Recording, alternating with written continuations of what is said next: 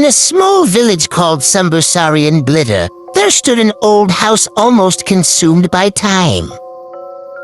The house had been empty for decades, but the villagers still remembered the tragedy that occurred there. It once belonged to the Hartono family, one of the most respected families in the area. Their daughter, Ratna, was the most beautiful girl in the village. Her face was like that of an angel, her speech gentle, and her demeanor graceful. Ratna was set to marry her fiancé, Adi, a young man from a neighboring village. On the night before her wedding, Ratna disappeared. No one knew where she had gone.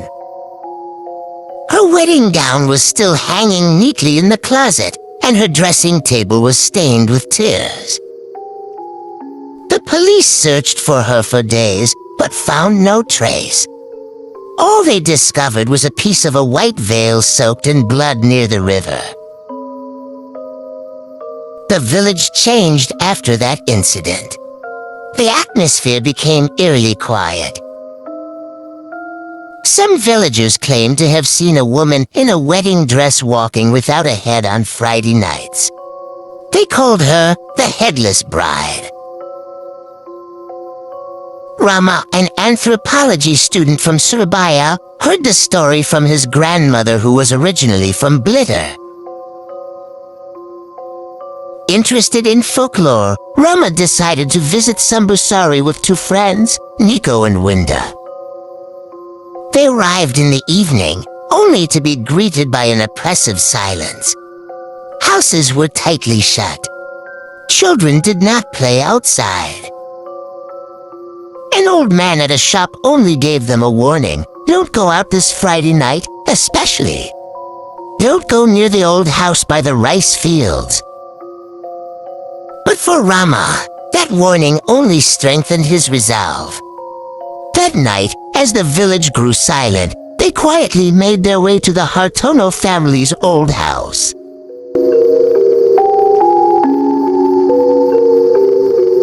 The old house stood tall in the dark of night. The wind blew softly, carrying the scent of wet earth and wilting jasmine flowers. The front door was half open, as if inviting them inside. Rama turned on his flashlight, and they stepped in.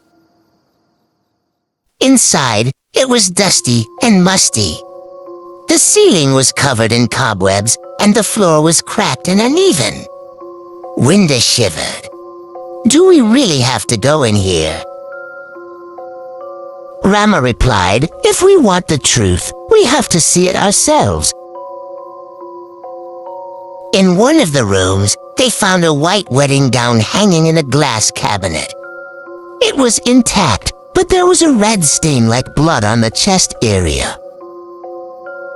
Nearby, a broken dressing table mirror seemed to reflect a shadow that wasn't theirs. Suddenly, they heard sobbing. Soft but distinct. They turned toward the hallway, and at the end stood a woman in a white gown, without a head. Winda screamed. Nico froze. Rama tried to stay calm, but his knees trembled. The figure began to walk slowly toward them.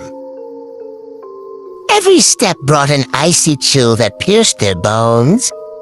Winda grabbed Rama's hand, and they fled the house. When they returned to the inn, their faces were pale.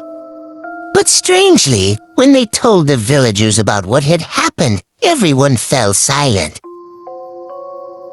as if too afraid to talk about it. Only one old woman dared to speak. If you've seen her, it means she's not done yet. Not done with what, Grandma? Rama asked.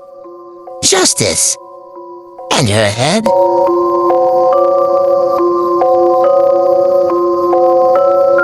The next morning, Rama and his friends returned to the old house, this time during daylight. They searched every room, and eventually found an old wooden box hidden beneath the floorboards. Inside was a handwritten letter. The the ink already faded. To whoever finds this letter, my name is Ratna. I am getting married tomorrow, but I am afraid. Adi. He is not what everyone thinks. He is forcing me. He threatened to kill my parents if I refused. I love someone else, but I cannot fight back. If I disappear, please look for me. Please, don't let him get away with it. The signature below made them exchange glances. Ratna's disappearance wasn't an accident. It was murder. Rama then went to the village office to look up information about Adi's family. It turned out Adi was still alive and living not far from the village in a large house by the forest. Without hesitation, they went there that very night. But the house was already abandoned, dusty and deserted. However, in the basement, they found an old iron cabinet.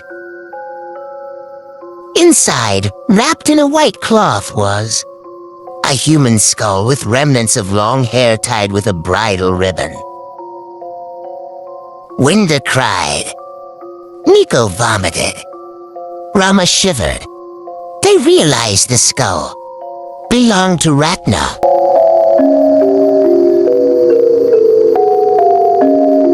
The villagers finally agreed to speak after they saw the skull. An old shaman named Basarwo explained that Ratna's spirit had not found peace because she was trapped between vengeance and love. She must be reunited with her head. But it can't be done just anyhow. It must be on a Friday night, and it must be performed by someone who saw her apparition, said Basarwo.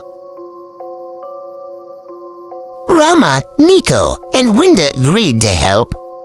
They unearthed Ratna's grave, which was not far from the old house. The coffin was empty. No body, only dried jasmine flowers and fresh red earth.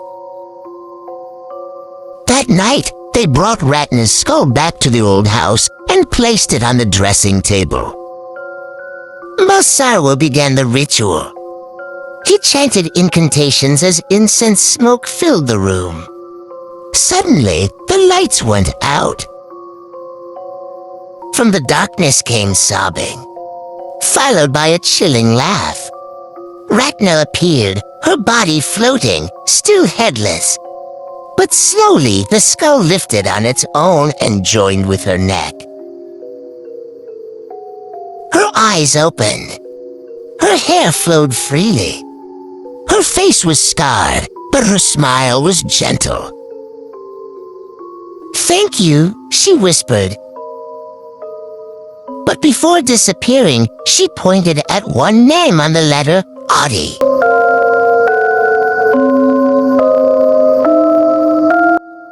A week after the ritual, Rama received shocking news. Adi was found dead in his new home outside the city. His body was hanging, his face frozen in fear, and written on the wall in blood, "I have returned." The police ruled it a suicide, but Rama knew it was Ratna's doing. But it didn't stop there. Adi wasn't the only one involved. There were 3 of Adi's friends who helped hide Ratna's body and covered up the crime. One by one, they died mysteriously. Their throats were slashed, their faces pale, and jasmine flowers were always found near their corpses. Ratna has now become a legend in Blitar, the headless bride who hunts those who do evil. But for Rama, this wasn't just a ghost story. It was a warning that buried truth will always find a way to rise.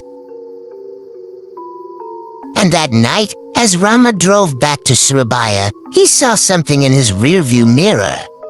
A white gown, long hair, and eyes staring intently at him. Ratna hasn't left. She now waits beside those who know the truth and choose to remain silent. Thank you for watching. Don't forget to subscribe, like and follow other horror stories.